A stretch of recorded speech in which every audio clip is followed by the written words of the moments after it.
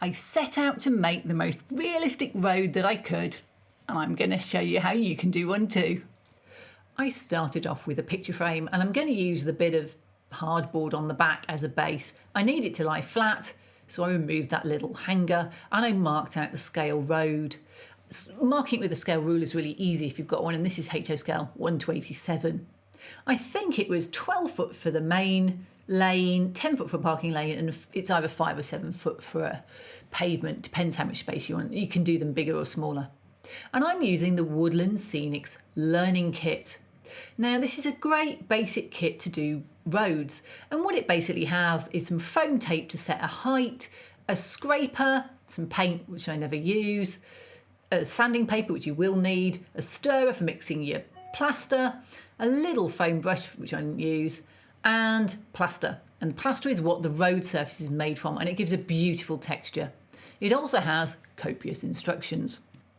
Simple as this system is, there are a couple of foibles, and the first one is the foam tape, which you can buy to insulate the gap between your windows, is meant to stay stuck. That's what it is, and they've repurposed it.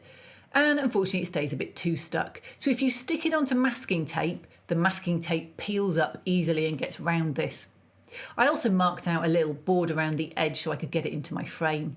And then it's as simple as putting down the foam tape to set the height of your plaster in the road. Now, this isn't particularly hard, you just have to go around the edges. The hardest bit, which you'll see, is getting the end of the sort of waxed paper off so the glue comes off. Once you've mastered that, the whole thing's quite quick. And what you have to do is create a box of this foam tape, 1.5 millimeters high, because that's the height of the foam, and just surrounding all the edges. And we're going to put plaster in a second, and it stops the plaster escaping and acts as a height gauge for your scraper. The second foible is mixing plaster.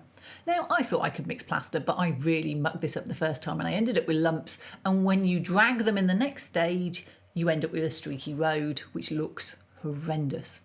So what you do is you pour your water in, and you've got 2 parts of plaster to add, and I measure them out first into cups, pour them in, and then you just leave it there and patiently wait for it all to be absorbed. And this does take some time, but it's worth it. And once it's absorbed, you mix it. And if you do it beforehand, you get lumps, and if you wait for it all to be absorbed, you don't get lumps, and that is the secret. Then it's as simple as pouring it in, spreading it out so it covers all the areas, and dragging it with a ruler. Now this sounds very simple. In practice, it can take quite a few drags, and I find it gets slightly easier as the plaster starts to set. So I must have dragged this 100 times, and towards the end it was definitely getting easier, but I still had 1 or 2 streaks that just dragged and pulled grooves through my road. And I think I should have sealed the wood underneath, it's like hardboard, because it started to swell, so the middle got a little bit browner and thinner. But not to worry, by the time I dragged it quite a few times, I was well practiced, and then I just did a second layer. Because this plaster is so thin, I found when I was dragging it, I was actually dragging it to be slightly less than the foam tape, and it could be that the foam's got a bit of bounce, so if you push down on it with a heavy metal ruler, it just goes down part of a mil. It can't be that much. So I put a second coat on, and I filled any holes that I had, and I was a little bit lighter touch this time and dragged it again, and this time I got the perfect road, mostly. Once you're happy with the road, leave it 24 hours to dry, and then mark out your pavements or sidewalks. Now, I should have put the masking tape down again, and I didn't. And I thought the foam tape would come off the plaster really easily, and it didn't. But there's a tip for that later, which I'll share with you. In the meanwhile, your pavements and sidewalks are identical to your roads. You just have to put down the foam tape round the outside, create a little watertight box for your plaster, put your plaster in, drag it, and leave it another 24 hours. And to save you the pain of foam tape that won't come off and leaves little bits behind that you then spend ages trying to get off with a pair of tweezers, it comes off really easily if you soak your plaster with water. It kind of releases it, and I suspect there's other solvents you could soak it with that would also help. So instead of worrying about, peeling and it not working, just dampen it off, leave it a few seconds, and it will come off much more easily. If you have dampened it, you'll need to leave it to dry before moving on to sanding. Now I just used the grit sandpaper that they have in the kit. You could use finer towards the end to avoid scratching the surface, which it depends how close up you want your photos to be, really.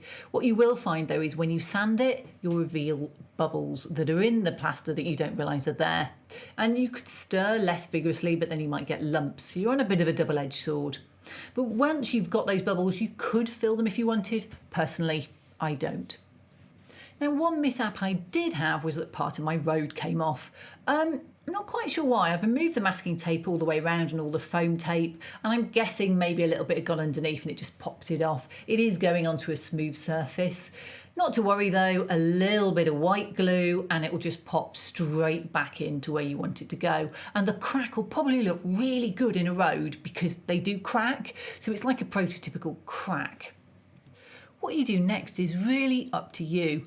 I chose to add score lines to represent my curbstones and the sort of, I think it's actually poured concrete sidewalks from the colour I'm going to paint it, but they have expansion gaps and joints and lines, which I think sometimes they put in just to make it look like fake flagstones, so it looks a little bit more interesting than just a plain concrete sidewalk or pavement.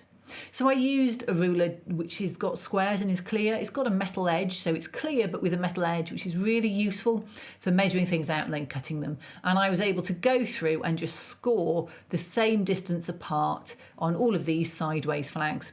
Now, it's really important to look at photos of roads, like anything when you're doing this. And so I got out my Google Maps and started to look at a road I was doing. This is just one in New York, but it had a really interesting set of road markings on it, which is probably why I chose it.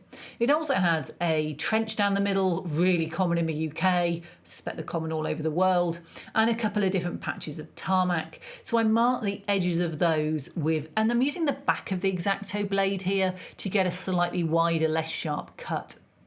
I went round a manhole cover. This is a beautiful etched brass manhole cover. I've had it for like 15 years and I think it's Langley Miniatures or one of those. It's a UK supplier, but there are loads and loads of people who do manhole covers. You can get them in laser etch now as well. And what you need to do is just set it down a little bit into the road surface because they're not particularly proud. So you just scrape out a bit for that and any drains that you also need to do. Now, I couldn't actually find pictures of the drains in this section because there were loads of cars parked. So I'm just hoping that this drain is roughly right for the area. Time to paint.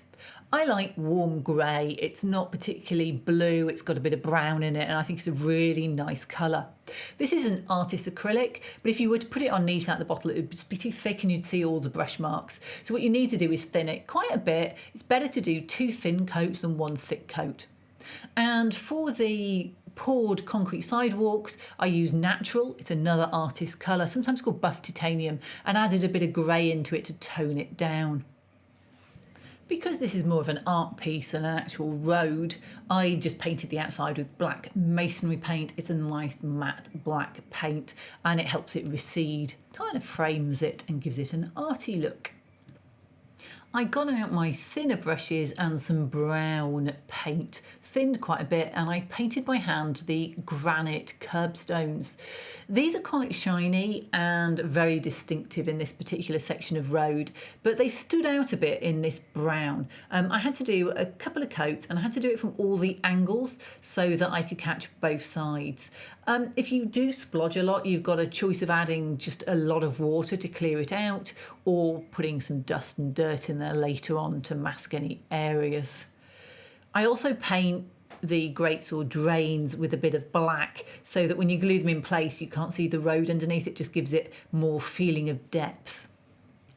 I painted the patched areas with 2 different colours. One was a darker colour. I just added the dark black into the grey and painted that. And then in the other, I added the concrete colour and I thinned this a lot. And I just did it as a little bloom glaze over the top, just so it was slightly different. Not too much, just slightly. And I just literally painted by hand up to the lines. I also then went over the granite stones with the same mix because they were just a bit too glaringly dark, and it does help mask all the edges because it will sit into the little scratches. Finally, I used a fine tip and some black paint to do the tar marks here, you know, where they seal the edges between the two patches of tarmac. You could use a Sharpie with a thin point if you prefer. Road markings add a lot of interest to your roads. Now, I just use painter's tape here to mask them, and then a really thick white acrylic paint. You can buy heavy body acrylics that are brilliant. They have a lot of density of colour. If not, you might need to go over a couple of times. I dab it on from above with a brush. Now, the only thing I would say is this masking tape was slightly uneven on the edges. It's quite jagged. It's fine for painting a room, but it's probably not best on a model. So you may want to use a modelling tape, but they are a lot more expensive. But something like Tamiya will always give you excellent results. For anything which requires broken lines, anything like that, a scale ruler laid alongside and just dab the white on for that. I suggest you look at photos in your own country because every single country seems to have different rules for how long the white lines are. Once that's done, you can peel off your tape, re-stick it down and keep reusing it and just keep building up as many lines as it takes. This one, being New York, has an awful lot of lines and some of them are zigzag sort of hash lines. I avoided doing the bicycle person because it just looked really complex, so I chose the section just up from that. But there's some really interesting road markings, etc., that you can put on there if you want to go and look at some photos. And talking of interesting road markings, this is one reason I chose this stretch of road. It has loads of roadwork signs. I think they're about to dig it up again. There was orange, there was yellow, there was all sorts of squiggles and marks. I tried to copy them from Google Maps. I am really sorry if somebody who actually understands road markings says I got all this wrong, but it was really interesting and just adds an extra layer of detail to your road. Obviously it's not suitable for everywhere, but do have a look and see if you can find an area that you want to copy. And now for a few finishing touches. This is a dark steel pigment. You can use your finger, it's just the cotton wool bud's a bit smaller. And you rub it over anything that's metal and it adds a bit of a sheen, a bit like it's been worn. So, you know, that just gives the effect of worn metal. I also used a normal dark brown pigment. This is a foundation brush which I got from Amazon when I was actually wanting to buy just normal foundation sponges for modelling, and I got this brush free and I love it. It takes the pigment off, but it's so soft, it doesn't damage anything, it's beautiful. So a nice big brush, put it on with a smaller brush and then use the big brush to smooth it out. Concentrate on the edges because that's where dirt will accumulate, but don't forget that there'll probably be a bit down the running lanes. And what I find with pigment is it can look really blotchy when you put it on, and that's where this big brush is magic because it will smooth out any blotches and just make everything look a lot more even. I suspect it takes 99% of it off, but you get a much better result. You can add some dirt, some rubbish in the gutter, maybe some dead leaves, but I just called it done. Well, finished road, and it looks good enough to hang on a wall. Sadly, this is my black, white and red wall, so it doesn't fit on here, but it's definitely got a home somewhere on one of my walls.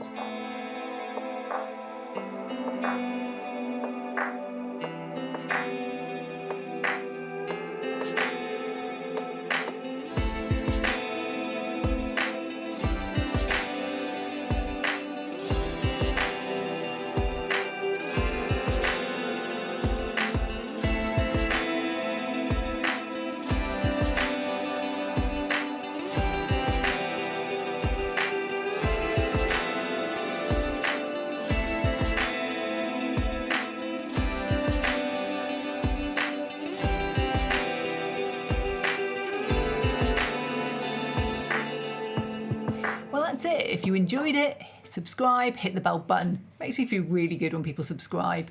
And I've got a starting scenery course which also covers roads if you want to see something a little bit more in about 5 minutes. Otherwise, check out one of my recent dioramas. There's some great builds there that will interest you.